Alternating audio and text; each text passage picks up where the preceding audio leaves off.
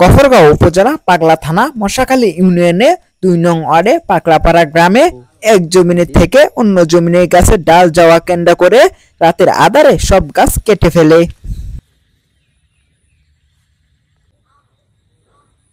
শুধু গাছেই নয়, জমিনের মালিক নিজের বাড়িতে নিজেই কুপিয়ে শান্ত নামের এক ছেলের উপর দোষ চাপিয়ে দেয়।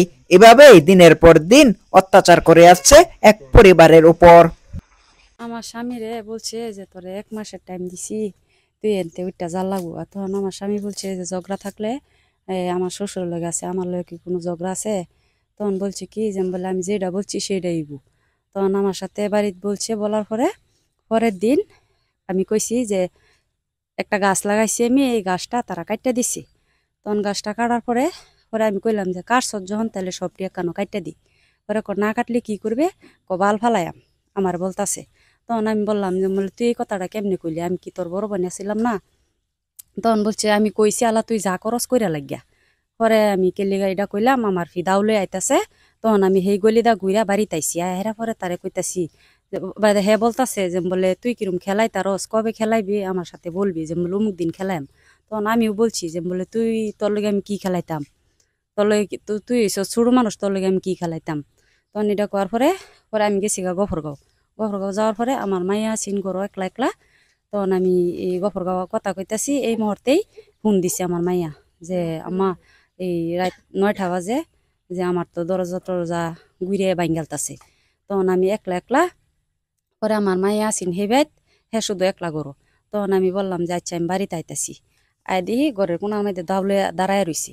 তখন আমারে দেখিয়া বাড়িতে গেছে গা।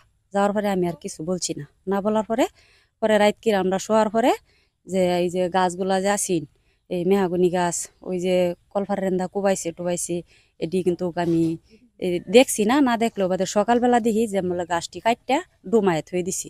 তখন আমি মানুষকে জানাইলাম যে যেরকম আমার ক্ষতিগ্রস্ত করছে। এই রাত্রে দেখছি ভালো, সকালবেলা দেখি গাছ ডুমায়া পড়ে রয়েছে। 50,000 টাকা বলে চাঁদা দাবি করছে, তাই এটা কি কেডা দাবি করছে? এরা এরা বাবুলে দাবি করছে, আর মিম বাবুলের মাইয়া, মিম বাবুলের মাইয়া দাবি করছে যে 50,000 টাকা দেওয়া লাগবে না, টাকা না দিলে তোর মাইয়া গরুফে হামলা করাম, এটা বলছি। তখন আমি বলছি যে বলে টাকা দেম কে লিগা, এই কোন কারণে টাকা দেম, এটা কি তাগর জাগার উঠে আমরা বাড়ি করছি না হেরা আঙ্গর জাগার উঠে বাড়ি করছি? হেগর কামাই হেরা খা, আঙ্গর কামাই আমরা খাই, এন কাজ্যাটা কিসের এটা আমি জানবার চাই। কি লইয়া মূলত কি লইয়া কাজে লাগছিল? ওই যে আমি গাছ লাগাইছি, একান দুন্দুলের গাছ লাগাইছিলাম, এই গাছটাকে লিয়া তাগর গাছের উপর উঠছে, এলিয়া গাছটা কাটটা দিছি। ওই যে উড়গাই আছে গাছটা। পরে আমি কেলিয়া কইলাম যে কাটছস যখন, আমার গাছ উঠছে দেখে যখন কাটছস, তাইলে পুরাডি কাটটা দিয়ে আমার চালের উপরে যে দিয়াইছে। পরে না কাটতাম না, তুই না কাটলে তুই কি করবি, তুই করগা, আমার এই কথা বলছি। পরে তারা কি বাড়িতে আপনার বাড়ি থেকে হামলা করছে? হ্যাঁ, আমার বাড়িতে হামলা করছে। হামলা করছে দেখে তো এই যে আমার ইতা কোবাইল, ওই যে কলফারের বেড়াটার ইতা যা আছে সম্পূর্ণ কোবাই ফলা ফলা হয়ে যাচ্ছে। থানায় কোনো অভিযোগ করছে? হ্যাঁ, থানাত কোনো অভিযোগ করছি, মানে আগে করছি না, এখন করছি না। এখন কি করবেন? এখন কি করাম, এখন তারা সাংবাদিক আনছে যদি আমারও তো আনুর লাগে, কারণ আমারও তো ক্ষয়ক্ষতি হয়েছে। এডি তো মনে করুন যে তারা দেখাই তাহলে তুই যে আমনেরাও দেখা যান আমার ক্ষয়ক্ষতি করছে না না করছে। তখন এমন অত্যাচার করলে আমি কেমনে বসবাস করাম? হ্যাঁ, বাড়িতে আসছে, এই মিম আইছে, মিম বাবুলের মাইয়া মিম, আর ওইলো বাবুলের ফুলা রাফি আর আসাদ।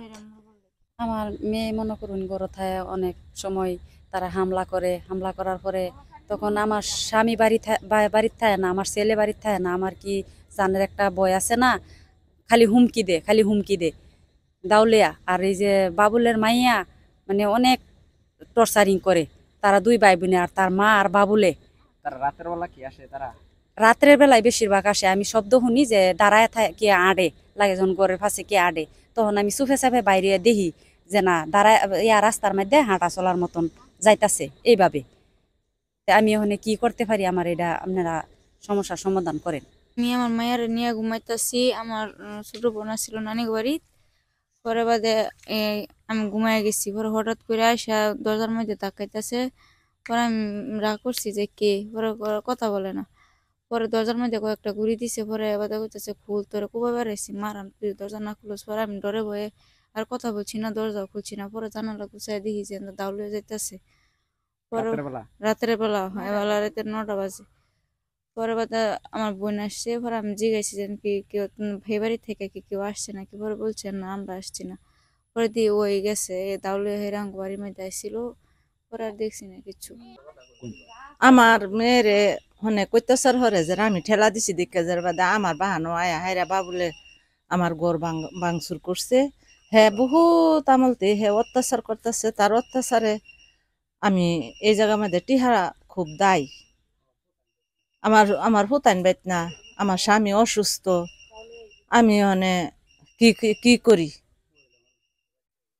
আমি মহিলা মানুষ, আমি থাই আমার একখান হুতের বউ লইয়া। তারা কেন অত্যাচার করে? তারা অত্যাচার হরে তা করে বলে 1 লাখ টাকা দিতাম আমি। চাঁদা দাবি করে? হ্যাঁ সাদা দাবি করে। আপনারা পুলিশের কাছে করছেন না? করছি। কি বলছে পুলিশ? অভিযোগ দিছে, যারা কইছে এবার একটা মেয়েরা দেখুন আর দুই পরবর্তী ও পরে আঙ্গরে জানাইবেন, পরে আমরা আইনের ব্যবস্থা নেব। তারা কি হুমকি সুমকি দেয় যে এখানে থাকলে কি তারা হুমকি দে, বাবুল দে, রাফি দে, আশাদের দে, আশাদের এই যে বাবুলের বউ দে, বাবুলের ছেড়ি দে, তাগো বাড়ি কি এইখানে? এই হানি এক কানি এক পাশাপাশি।